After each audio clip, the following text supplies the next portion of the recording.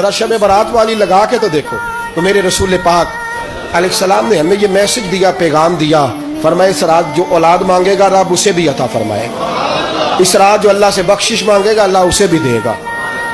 اس رات جو رب کریم سے عزت مانگے گا اللہ اسے بھی عطا کرے گا.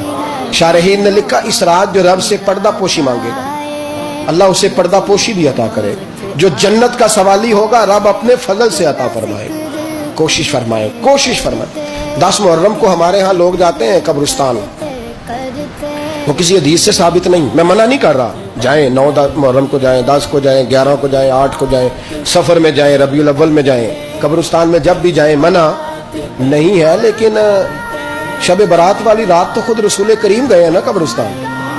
اب جو بات میں نے سمجھانی ہے اس کو سمجھیں. نبی پاک کی والدہ کا مزار نہیں ہے وہاں جنت البقیع میں. حضور کے کو بھائی بہن, حضور کیا کرنے گئے؟ امت کی بخشش کے لیے گئے.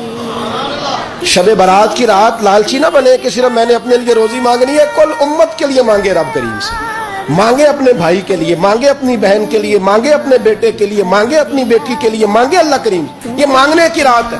پچھلی راتی رحمت رب دی کرے بلند آوازہ, بخشش منگن وارے کارن کھلا جے دروازہ.